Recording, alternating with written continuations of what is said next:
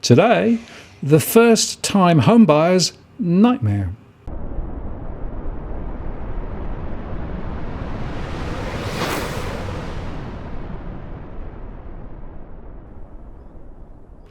Hello again, it's Martin North from Digital Finance Analytics. Welcome to this post covering finance and property news with a distinctively Australian flavour. Today I'm joined by Tarric, Brooker, journalist. Hi Tarric. G'day Martin, how are you? Yeah, pretty good. Friday afternoon, time for another catch-up, and as always, plenty of data to talk about. Oh, isn't there ever, mate? I don't think we ever have I don't think there's ever been a dull moment, has there? You know, since we started our chats in, what was it, late 2019, I don't think we've ever had a show where there wasn't too much to talk about. No, exactly right. You know, we've never had a show where we've turned up and said, well, actually, we haven't got anything to talk about today, right? That would be a very boring show, I suppose, as well. So I suppose we should be grateful for all the confusion and the chaos and the multiple sources of data and the conflicting data, because at least it gives us something to moan about. Yeah, well, that's something besides the cold, yes. But no, it's interesting looking at today's housing finance data showing that, you know, as we discussed in our last show, that, you know, first home buyer finance commitments are coming off the boil and investors are increasingly taking their place in the market. Yeah, it's pretty consistent now in the data. I mean, you know, we shared some data with you the other week in terms of what my surveys were showing, which is that there are less first-time buyers now actively considering buying, and that's partly because some of those government supports were actually taken out of the system a little while ago.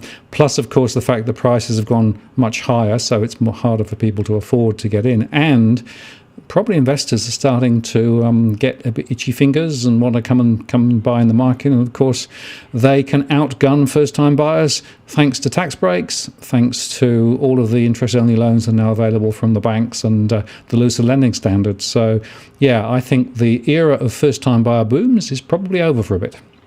Yeah, it certainly looks like it's coming off the boil, and probably for the foreseeable future with prices rising the way they are.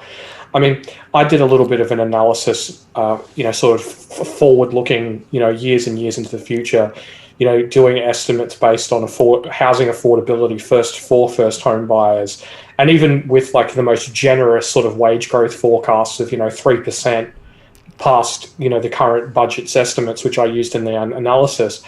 You look at the data and it's just, if you started saving as a first home buyer today, with prices rising even at 5% in a place like Sydney, you will never, ever, ever be able to afford a home if prices keep rising at the current rate. Because it's just like the old compound interest thing that they use, that financial advisors often use to explain super.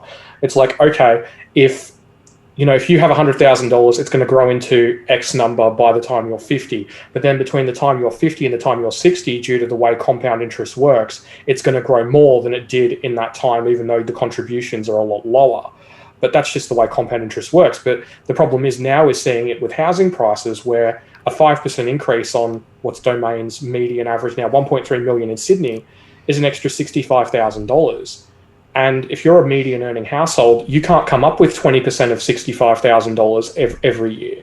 It's just not happening. No, the mathematical, mathematically it's an impossibility unless you've got really wealthy parents who can pull equity out of their property and hand it down, as we've discussed on the bank of mum and dad previously. But that's only a proportion of the market. And if you run the numbers ahead, you know, assuming that income stays relatively flat in real terms, and the Reserve Bank is still saying that, right? And you still see home prices accelerating away further. The gap between what's affordable and what you can buy is impossible. And this is the problem, right? Because I think people need to understand there's a reason why we're in the situation that we're in. These are policy settings that have been deliberately placed. This isn't just an accident. This isn't something that's just happened over years. And, you know, these are policy settings that have been wrong for a generation at least now. And unfortunately, first-time buyers or prospective first-time buyers are reaping the whirlwind. They are. Michael West had a fantastic video about this today, talking about how basically to sort of sum it up in a word, how the market is effectively rigged in favour of people who are already in the market. I mean, if you just look at the math in terms of, you know, putting together a deposit, you know, the normal sort of, you know, median, well, it's average, should I say, more average 20% deposit.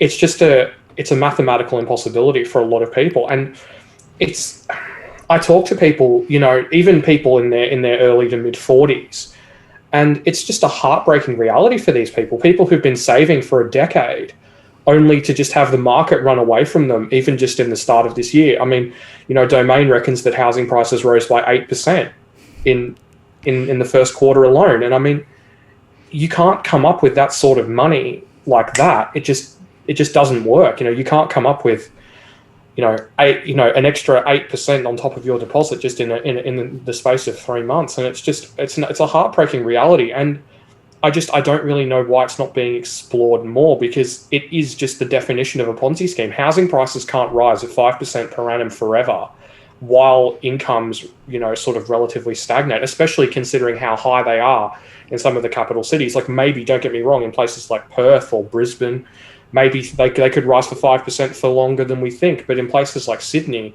5% rises are going to put it out of the reach of a lot of people. I mean, although I suppose the market is increasingly just the wealthy selling to the wealthy, or the homeowners selling to other homeowners.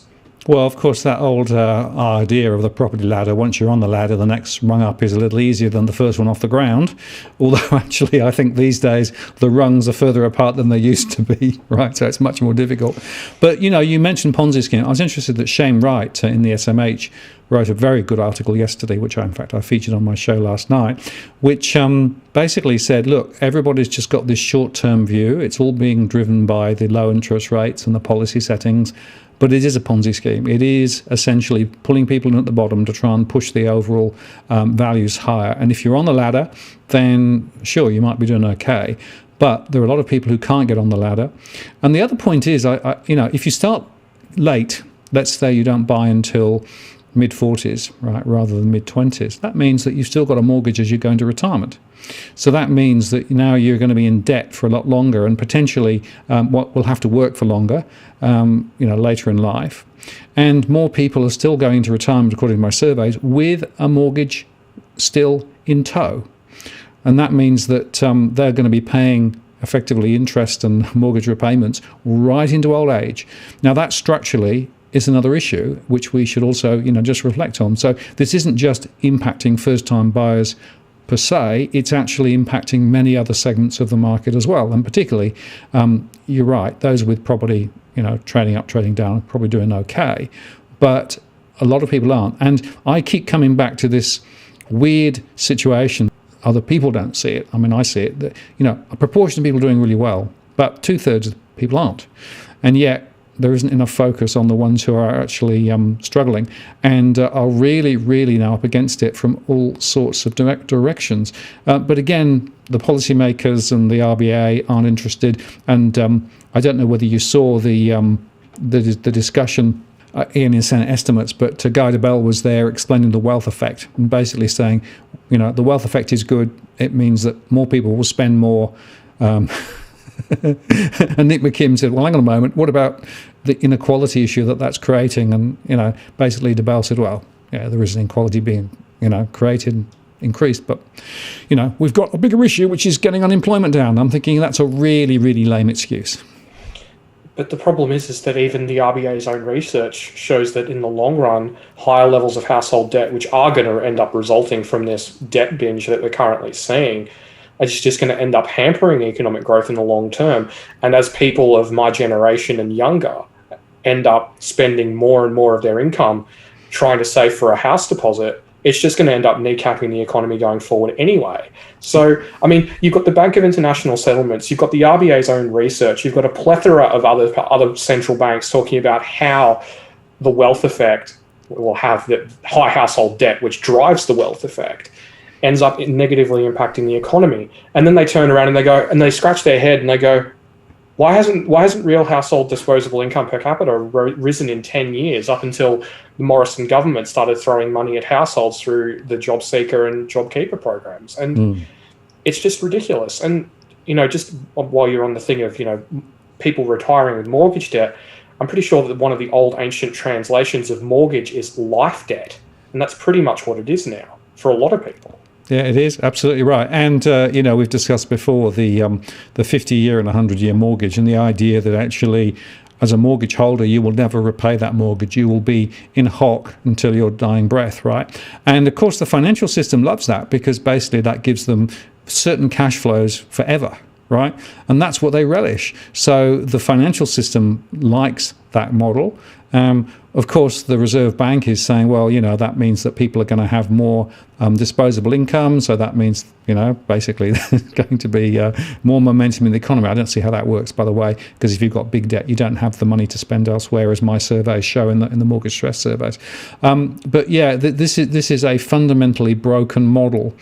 And of course, we are out on a limb if you compare any of the standard metrics for housing relative to most other countries around the world. We're top of the tree, or nearly top of the tree, pretty much wherever we look at it, adversely, right? And that's the problem. And of course, if interest rates do start to go up, and I did a show a couple of days ago with somebody from Mozo who basically was highlighting the fact that deposit rates are going up a little, and mortgage rates are likely to go up too before the Reserve Bank moves. Even a small move up on mortgage rates will have a damaging effect on those with these big mortgages and these lifetime commitments. It's that, and it's also the impact it's going to have on the the psyche of market participants. We've got to a point now where we haven't had a rate rise in, the best part of a decade. It may actually be over a decade. I don't need to check that, but basically 10 years without it really entering into the equation for property owners and prospective property buyers. But if you suddenly shift to a rate hike environment, as has happened in multiple places around the world, in places like Russia, Brazil, in some of these emerging market nations who are feeling these inflationary pressures and rate hike pressures a bit earlier than we are, you just got to think about what would it be like if we were stuck then in a long-term cycle of rate hikes. Now, it doesn't need to be rate hike, one after another, but it's just that having your finger on the pulse, just thinking, oh, when's the next one coming? How much is that going to eat into my household income? Oh, I better be a little bit more conservative when I buy a house. Yeah, so the psychology of surviving in a rising rate environment is very different from what most people have experienced, as you say, for a decade or so. I've lived through a few of those, and it's not pretty, because you have to assume that rates will go on rising at some point, right? And you try and adjust accordingly. And interesting that point about the disposable income, I saw a few articles today celebrating a rise in disposable income, right? For the first time for forever, right? Well, you made the right point, which they didn't make. It's all thanks to the government handouts, right? But that's not going to continue. So it's artificial. We are still in the same situation where true wage growth is close to zero, and the Reserve Bank is still saying it won't be 2024 before we see anything at all. So there is no get out of jail card in terms of the wages side of the equation, unlike in the early 2000s when we had a lot of debt. Wages were growing a lot faster. So, we are into this long meander where effectively the debt burden continues to rise. The upward trajectory of interest rates looks as though it could be there.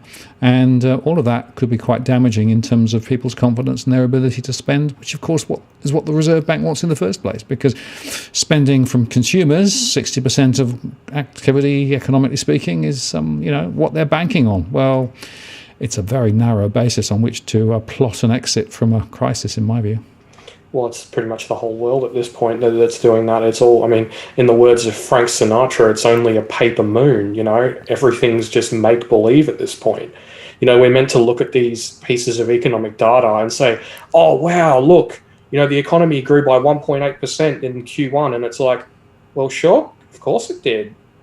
I literally said that on Twitter, anything under 1% would be a really, really bad sign. And that was pretty much the consensus. And 1% was pretty much the consensus view. It's like, well, duh, of course the economy's growing. That's what happens when you throw hundreds of billions of dollars at it. Yeah. And I think it's really important to keep in mind that even this year, this upcoming financial year, the deficit as a percentage of GDP, so to be completely fair, to factor in inflation and everything else, the deficit as a percentage of GDP is larger than the largest deficit under Rudd by about 15 or 20%. And that's really saying something, considering the fact that the Liberals smashed Rudd and Labor over the head with it for well over a decade, saying your deficit, your deficit, your deficit. And now we're running a bigger deficit, but we're talking about how fantastic the economy is. And it's like, well, if the economy's so fantastic, can we turn the taps off and stop indebting future generations, or can we not do that? No, we can't do that because there's an election to win. Oh, but of course, that well, we all know that's coming relatively soon. Yeah. I don't think that ScoMo really wants to see what next year has to hold for the Australian economy, because who knows what's in store for next year with the global economy, because there's some already very concerning signs emerging in the US of things disappointing to the downside. I mean, as we discussed, with my little slideshow in our last chat, and not only that, but it keeps happening. We keep seeing these disappointing figures, and all of a sudden people are going, oh, well, maybe things aren't so great. Well, there are certainly some signs in the US, and the latest wages and employment statistics, it is an interesting, bit fragmentary in some cases, but you can make an argument that there are some good signs, but there's also some relatively bad signs. And the point is, a lot of the temporary stimulus that was thrown in was, just handing out checks, right? But that's not the same as permanent, secure employment. That's the problem that they're wrestling with at the moment. And there are some worrying signs there. And of course, they've still got this virus bubbling around and the variants bubbling around and all of those things. Although, of course, they have a much higher proportion of their population vaccinated relative to Australia. Well, actually, relative to almost all of Australia. We seem to be on the back foot on that as well. Well, I think it's just the nature of the game at this point. We've had such a good run with things, relatively speaking. I mean, obviously Victoria and Melbourne in particular is a bit of an exception. But, compared with, say, like the UK, which has been in lockdown for, I think even longer than Melbourne, to be honest, at least in the urban centres, and, around the world, I think it's easy for us Australians to turn on the nightly news and just be like, well, I don't really need to get vaccinated. I don't really need to worry about the virus that much because we're safe. Our borders are closed. We only have a couple of thousand people coming in every week. It's not really that big of a deal, relatively speaking. And I think that, it's just, it feeds, good old Australian exceptionalism. Aren't we fantastic? Haven't we done a great job? Oh, we don't need this. We're different. So, I never hear that about Australians in Australia. Never hear it. Well, I don't know. Perhaps that's because I spent quite a lot of time overseas growing up, and in my travels even as an adult, and you come back and you go, we do think quite highly of ourselves here in Australia, and there's nothing wrong with that. That we like to celebrate our positive achievements. Things like Medicare, things like mateship, and all those values that we hold dear. I mean, whether or not they actually sort of get put into place in modern society the way that we would like is another matter, though. So I've got this theory that there is this idealistic view that we have about what Australia is and what it stands for, right? And some of it's true, so the beaches and the sunshine and those sorts of things. But some of the other things are sort of mythologies, really, rather than realities for many people. And yet those are some of the things that are quite often, celebrated to quite an extent. And I would argue that sometimes over-positioned as the reasons why Australia is just a great place to be. And look, I think Australia is a great place to be. I don't have a problem with people celebrating it. But just think how much better it could be if some of those policy settings were different. That's what I keep coming back to, and that's my big frustration, right? There are things that we could be doing differently because we had the opportunity to do it that will actually produce a much more well-balanced economy, a much fairer economy, and one that actually really could lay a foundation for a much more prosperous future, and yet we seem to be turning our back on it. I think you make a really important point in the sense that we have these discussions not because we dislike Australia or because we hate Australia. It's because we love it. It's because it's important to us, because it's our home, and you want your home to be at its best. And that doesn't always mean just going to Bunnings and buying paint and renovating it and doing stuff. It's about doing the same thing, metaphorically for our entire country, to make the best possible Australia that we can. And I think one of the things I find the most frustrating is, I've spent time, interviewing people on welfare, interviewing homeless people, and I've been doing this both as a personal project sort of documenting it, and both as a journalist later on for well over a decade since the financial crisis. And it's just sad that these people have fallen through the cracks so badly in a country so wealthy that we can't afford to build social housing, to put roofs over the head of these people. And I'm not talking about, the quintessential doll bludger who spent the last 20 years smoking dope and surfing at Byron Bay and living out of his van. I'm talking about people who've worked with their hands, people who've been, business owners, and things have gone bad and something beyond their controls occurred. Or, I've spoken to tradies in their mid to late 50s who just, their body's just given up the ghost after 40 plus years of hard labor. And they end up on the scrap heap. And if they can't, and not only that, but these days, as you say, they're retiring with mortgage debt. They're sitting on bigger and bigger debts. And if they can't work, they're stuffed. And there needs to be a safety net for these people. And I'm not saying that we need to go out and do the whole UBI thing and give everyone a house and do all this stuff, but there does need to be a safety net. And the truth is we've had it before. We had it in the 50s. We had, people coming back from the war, getting houses, people who needed them, getting social housing, and it worked fantastically. People then later on, when they got back on their feet or they got a better job, they ended up buying the property. And that created, that improved home ownership rates here in Australia after the war. And I don't know, there are a lot of different things that we could do that I think most of us could agree on. But I think that there's too much inertia, shall we say, behind the status quo, both politically and economically. Because, at this point, unless you smash the property bubble to pieces, we can't fix our country. It's just a sort of, I'm not going to say it's impossible, but it's just mathematically extremely difficult to do so. Well, I think I've used the analogy before of the black hole sucking more and more of the economy into it, right? And we're sort of circulating around the edge of the black hole, getting closer and closer and closer as more and more and more of the economy sucks, the housing-related stuff into it, right? So more of the debt relates to housing, more of the activity relates to construction, all of those things. And we've just forgotten on what basis the economy should be developed. And we've basically got this narrow basis, which is effectively property related. Now, there is a place for property investment, there's a place for property construction, but the prices are way, way, way too high. And then I see people saying, they're going to continue to rise, another 20% over the next 2 or 3 years, some are suggesting. And I'm thinking, well, it's all debt driven. It's all about that bigger debt pool. It's all more inequality. And more of us are going to be left behind. And that's not the sort of society that I really want to be part of, really.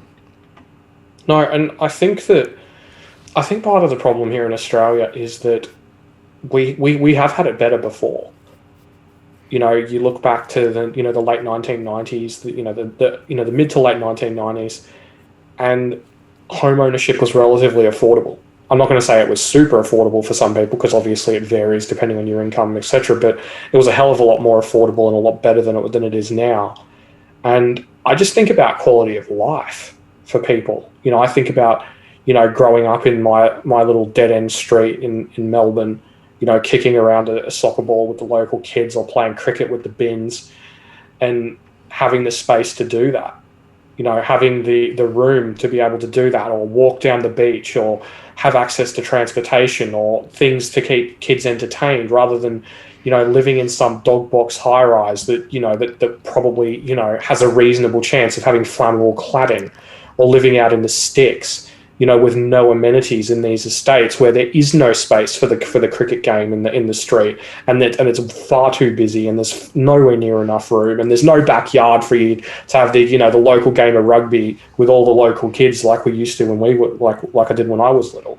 There's no room for that. You could have a game of rugby with about 3 people in some of these tiny little backyards. And I think it's funny that we talk about the great Australian dream. The quarter of an acre block, the dog, the cat, veggies by the fence, the Burke's Backyard theme song. But I rarely see any developers producing the great Australian dream. Instead, we put 4 or 5 houses on the same block, and just say, oh well, stuff it. That'll do. Well, I'll tell you something. The value of property is more about the value of the land than it is about what's on the land, right? And so just think about that. When you've subdivided one of those, I don't know, 800 square meter or whatever it is, plots, right, into 5, right? So it's, it's 200, 300 squares, right? The value of that is a lot less, right? And yet, if you look at the market value of the individual villas, notice how they're called villas these days rather than townhouses, It's trying to actually give us an impression of being rather grandiose. But that tells you something about what the true value of it actually is. So unfortunately, we've got the situation where people are making a lot of money on very poorly constructed, crammed in properties, and that's definitely what we're seeing on the low-rise side as well as the high-rise side. High-rise, of course, is even worse. And by the way, just come back to those house price movements. Remember, we're talking about houses there, units nowhere near the same growth. They're still going backwards in a number of places. So that's funnily hardly ever reported. So everybody just picks up the top line house price movements and forgets the truth. And I always say go granular. Another point I wanted to make though, I came out to Australia in 1995, right? I came from the UK, and over the previous 20 years in the UK, we'd had the privatisation of many industries. We'd had the compression in terms of housing and all those things. We had so many of the issues that I really didn't like much in the UK. Came out to Australia and it was like going back 20 or 30 years, right? So I'll give you a very simple example. I was amazed the first weekend I was in Sydney when I actually took a ferry from Central Quay out to, I think it was probably Mossman, right? And there was a bus waiting at the wharf. They'd actually managed to sync up the bus with the ferry, right? And in fact, you could actually take that bus and it would sync up with another ferry at Manly, right? Now, that idea of actually integrated transportation that actually worked, and the frequency was very good too, so it was pretty much every 30 minutes, right? That had gone 20 years ago in the UK, right? And now if you look at what's happened to transport in and around Sydney, it's gone exactly the same way. So we seem to be going down that same gurgler, where that sort of infrastructure that is a critical part of society and enabling people to get around and do what they want is just being degraded. And that's a minor example. You could look at property, you could look at so many other examples too. But it seems like to me that we had an opportunity not just to ape what the Northern Hemisphere had done, but in fact we have aped it, and we've actually ended up just following the same playbook, and unfortunately ending in a rather similar position. Yeah, well, I mean, I suppose in some ways, I think that's a little bit unfair to the Northern Hemisphere. I mean, there's parts of Austria, Germany, places that I've stayed in for quite a period of time that are quite nice. The transport's quite good. The housing's, the high-rise housing is quite good. It's made with green spaces in mind. There's even gardens for people, and all these different things. And we don't have that here in Australia. Everything's about bottom dollar, and I don't know. I mean, I think one of the key things here in Australia is that we arrived at a population of 25 million decades before we were supposed to. Right. And honestly, I'm without getting off on too much of a tangent and an angry rant, as I'm probably known for at this point. It gets me when people say, "Oh, look at Victoria; their economy's crap. They've fallen down per capita. They've done this and they've done that." And it's like, well, that's because you've jammed in all the people to Victoria. What did you think would happen? It's just silly.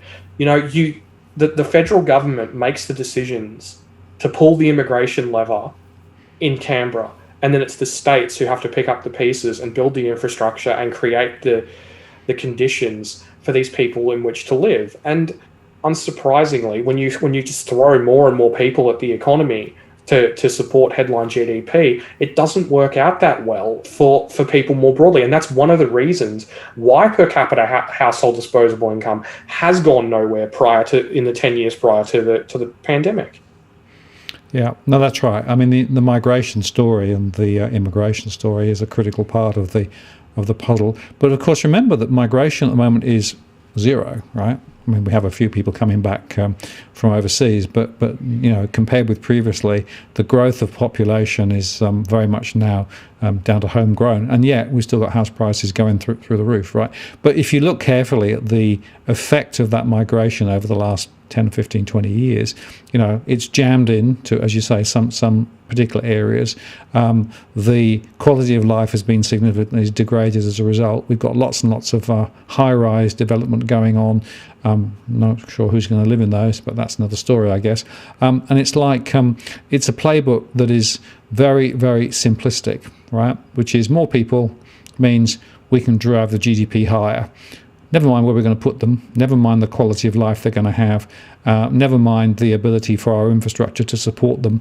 No one seems to worry about that. And that's a problem, I think, of the divided responsibilities between the feds and the states.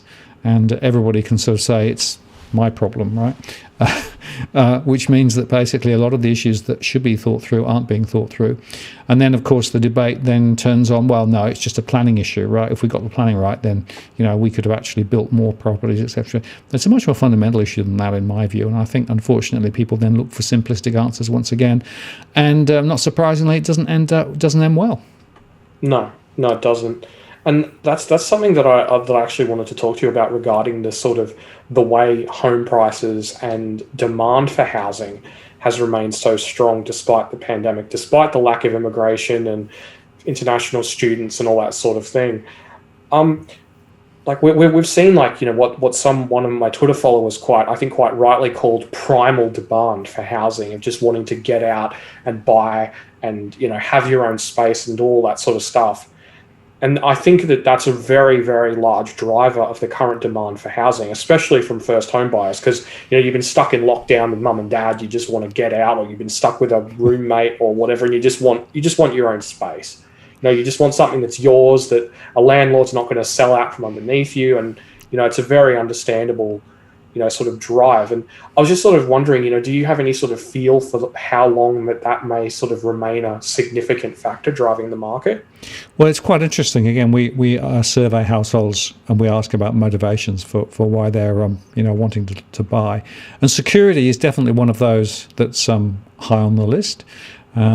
Another one which is there as well is the idea of capital appreciation, because people believe that once you're on the property ladder, then you're made for life in terms of the value that's going to be created. That's some debatable.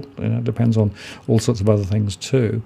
And it's interesting. One of the other factors that comes through in the surveys is that people seem to be more willing to team up with other people. So 2 or 3 or 4 friends might get together and buy a property together, right? Those sorts of things are happening. That's another lever that we're seeing at the moment. But a lot of it is, as you say, wanting freedom and wanting to own something. But I have to say, a lot of it is tinged with this investment lens as well.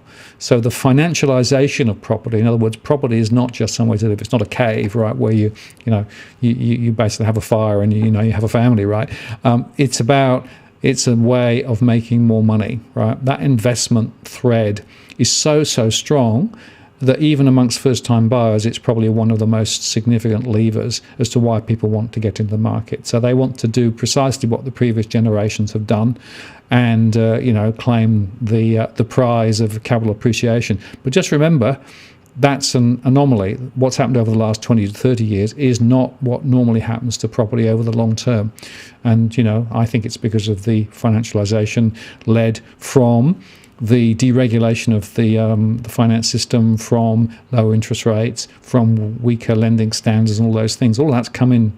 And we've got this now mantra about accumulation, wealth creation, and property being associated with. And then, of course, you can say as stocks, as shares, as crypto. So there is something about the current psychology about doing things to create wealth for the future. I sometimes wonder whether that's a good thing or not. No, well, it probably isn't. But you got me thinking. What do you think a cave would run for in Sydney these days? I mean, I reckon you could get in there with some, with some steel and some plasterboard. You could make it real nice. Be like a Cooper Petey. I reckon That's right. Yeah, and have a bit of a drip of water in the back corner could be a water feature. Yeah, well, exactly. I mean, you cut a hole in it with some harbour views. You got yourself a Flintstones house. I reckon you get a couple of $1 million for that. Oh, exactly right. Anywhere around the harbour. Exactly. And of course, it's all sandstone, so you can just make a bit of a hole and off you go. Yeah, I'm going to negatively gear my cave. Exactly right. And of course, the banks would love it and would be able to give you a lovely mortgage, providing you go on paying for the rest of your life. Oh yeah, well, I'll have to talk to the local council. I mean, I'm sure as long as they get the council rates, they might be keen. Well, and of course they'll probably charge you a penalty, a fee, and what have you. And of course, the one of the reasons why the development is where it is because every time there's a development, councils win. Well, don't they ever? And okay, well, I'm just gonna make the comment without any sort of singling anyone out who I'm aware of, who know who they are, and I'm just going to say that isn't it always interesting the way that property developers often end up as local councillors or mayors, and then all of a sudden their land gets rezoned to be worth millions. Funny that, isn't it? And isn't it funny how scandals relating to land ownership and planning and things like that, areas around the airport, for example, the third airport. Funny that. I'm positively shocked. I mean, Australian politics is completely free of corruption. Yes, indeed. We would never say anything other than that here on this channel, would we, Tarric? Would we? Now, you got some slides. Do you want to? Oh, yeah, I will. All right, well, this is for the US manufacturing PMI, and it shows that the backlog of orders is continuing to rise to, amazing new heights, just at the time that inventories are, basically collapsing to news. And obviously this is one of the big current drivers that we're seeing of inflation in the US, which is, feeding into everything around the world. But I think it also speaks to the rather, I hate to use the same word as the Fed, but transitory nature of things. Because, it's all well and good to say, inflation, but the demand needs to be sustained for inflation to continue. And if this is what it's taking to get inflation to this level, it does make you wonder how they're going to be able to sustain inflation above 2 to 3% under the current circumstances. And if you want to chime in, Martin, obviously feel free. Yeah, well, I just want to say that I recorded a show with Damien Klassen from Nucleus Wealth this morning, which will go up over the next couple of days, which we've called a masterclass on inflation, because he's gone through it in the same degree of detail, and his conclusion is it's pretty much transitory. There's no real structural inflation anywhere on the horizon. Yeah, that's been my conclusion for a while now. I think that there is some, I suppose you could call it structural inflation in global food prices and the food supply, and part of that's the devaluation of the US dollar, but I think it's also just environmental issues, droughts, political issues, and a whole bunch of different other things all combining together to create this problem. But I'll move on to the next one. This is the ISM manufacturing report for prices, which has actually shown signs of peaking. And if you look very carefully, you'll see that in 2008, something very similar happened. As the cycle ended, it peaked at a very, very similar point. And if we do see it roll over here, we could see, we could already have seen the peak of manufacturing. That there are a lot of commonalities between just prior to the financial crisis in 2008 and now, that we are seeing this inflationary burst, we are seeing rising commodity prices, and also the strong activity in the manufacturing sector. But by the same token, it's arguably something that is coming off the boil, and as you'll notice here, you're actually seeing the ISM manufacturing business employment index has actually already rolled over back to basically being roughly flat. Now, that doesn't speak to a high level of confidence among manufacturers of expanding their workforce, even though everyone's saying, "Oh, but look at the orders, and it's just not happening. And we saw something similar, which I'll get to in a couple of slides, in the services PMI. it's a similar story with the economic surprise index from Citi. You're seeing, the manufacturing indexes and stuff, quite high, roaring on ahead. But since pretty much the middle of last year, all of a sudden we started to see the number of positive economic surprises decline as all of these different, the recovery reflation narrative gets priced in, and it just continues to roll over and go lower and surprise to the downside. This is the ISM services PMI. So this is, sort of things like pubs, clubs, hotels, tourism venues, those sorts of things. And obviously, as the US economy reopens, it's roared, it's gone to the moon. But like the manufacturing PMI, they've already sort of pared back on the growth in the number of new employees, which is, quite a concerning sign. And this is actually something that sort of put the fear in the market last night, as it, it sort of dawned that, maybe they weren't going to get the employment numbers that they thought. And this is another chart that shows the economic surprises. As you can see, it peaked. The positive surprises peaked around about June last year, but inflation is continuing to surprise to the upside because, I don't know, the analysts don't really seem to get inflation for some reason. They just keep thinking that it's going to be weaker than they expect, but I think it's going to continue to be stronger than they expect until all of a sudden it's a lot weaker than they think it will be once these supply chain issues and all those sorts of things are finally resolved, whenever that may be. And this is an interesting one. It shows the recovery in US employment, that the low-income earner recovery actually peaked around about October, November last year, and has actually been declining despite the whole everything's going to be fine, everything's recovering. And yeah, things are going pretty great if you're a high-income earner. Things are going pretty okay if you're a middle-income earner. But if you're a low-income earner, things are pretty poor out there, and they aren't really showing signs of swift recovery for this particular demographic, which is going to weigh pretty heavily on the US consumer economy going forward. You can't run an entire consumer economy solely on high income earners and middle income earners. It's interesting. Just on that, the data that I've seen from my surveys has the same sort of story here as well. That in fact, if you go back to that mortgage stress story that I keep coming back to, right? So a lot of high income earners and middle income earners are doing quite well, but it is the low income earners that are really right in the crosshairs of mortgage stress now. And mortgage stress is still going up, and rental stress is going up even more strongly. So again, we have this two-speed affair where effectively part of the economy is doing okay, but a big chunk of it is just not. Well, exactly. And that was something that sort of irked me a little when there was all the coverage of the recent GDP figures for Q1, and they're all like, oh, well, the economy's back to where it was. And it's like, well, on paper, in headline terms, yes, but more broadly, no.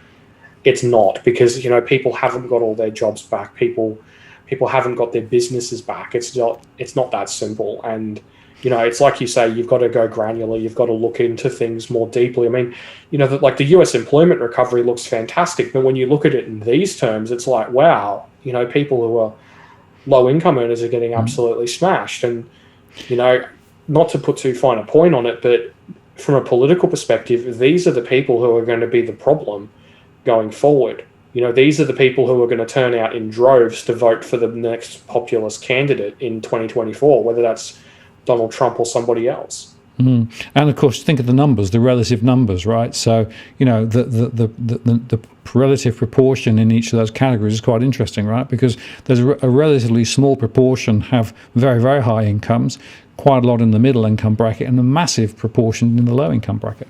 Yeah, exactly. All right. This one I thought was particularly interesting because it echoes some of the results of Westpac's own time to buy a dwelling index, although Westpac's index hasn't been impacted nearly as much. Buying conditions for US housing as perceived by US consumers has dropped to the lowest level since January 1983. Yep. And that is huge. I mean, even during the financial crisis, when heaps of people lost their jobs, even in the 1990s when interest rates went through the roof, nothing has damaged sentiment towards buying a house in the US as much as the current skyrocketing housing prices. And I think it's also important to keep in mind that last time buyer sentiment was this low, the conditions to buy a home in the US was this low, bank interest rates were over 13%. Yeah, that's right. Yep.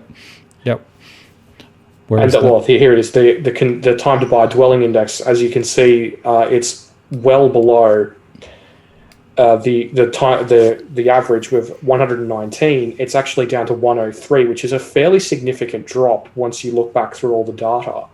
And I think it speaks to future problems that we're going to see as first home buyers and other people who have, perhaps a little bit less means to get into the market end up being priced out, and they just go, no.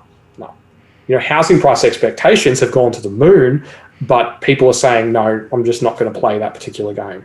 And that echoes to some extent the surveys that we see here, right? That in fact more people now are thinking twice about taking a dip into the market simply because of the conditions. Yeah, exactly. And that's it for today. If this is something that the audience enjoys, just leave a comment, or if it's something that you don't enjoy, leave a comment. Just so I know if you're enjoying it or if I'm just giving you the shits. Yeah, it's good. It's good.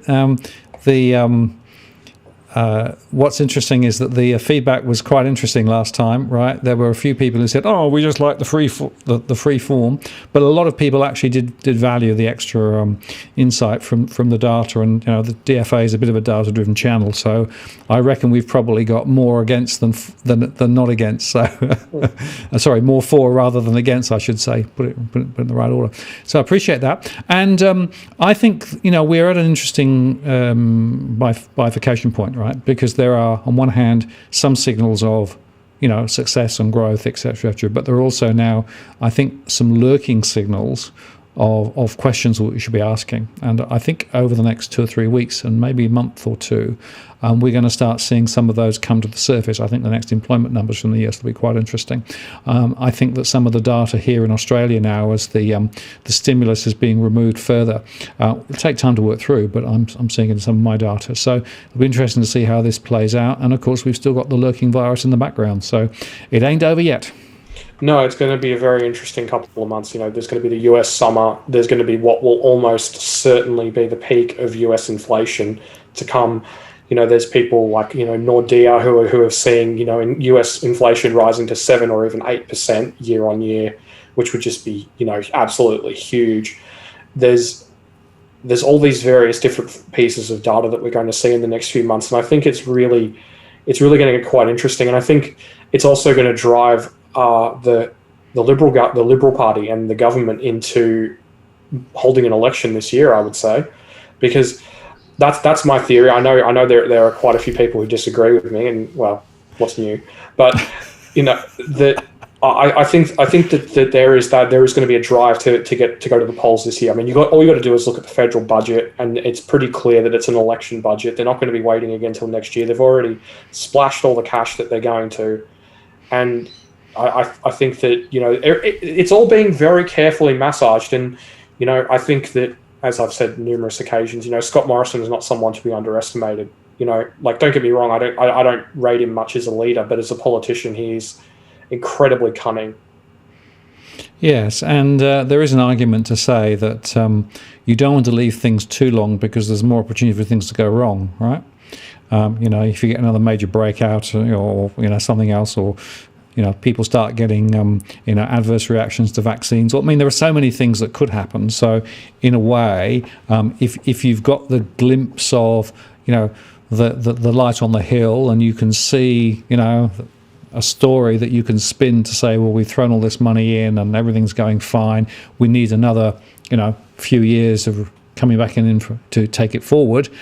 And then, of course, what will happen is after the election, they will then turn around and say, oh, all that stimulus, we got to actually now pay for it, and we've got to actually tighten the screws again. So, this was definitely an election budget. And, I think people should be thinking quite carefully about what happens after the election, and how much of the spending, which of course is being thrown into so many different corners without any real strategy, in my view, is likely to be there in the long term, and how much of it's going to be withdrawn subsequent. So it's worth thinking about. It is, and I think, as you were saying, just about the data more broadly, I think it's always just important to keep in mind exactly how much these numbers cost. In the US, they got their, 1.56%, 1.56% Q1 GDP growth, and that cost them $2.8 trillion. A mere bagatelle, because effectively we're just devaluing money all the time, right? Yeah. Just add an extra naught on the end and nobody will notice. Well, it's the same thing here in Australia. It's like, we got 1.8% GDP growth. Well, how much did it cost? Well, the share of the deficit for 2021, which was, well over 200 billion. So, all it cost was a couple of $100 billion. What's a couple of $100 billion between mates? Exactly. Just think what you could have done with that 200 billion if it was invested properly. But that's a whole other story. Tarric, I appreciate your time today.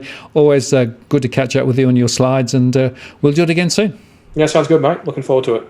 Cheers. Thanks. No worries, mate. Bye.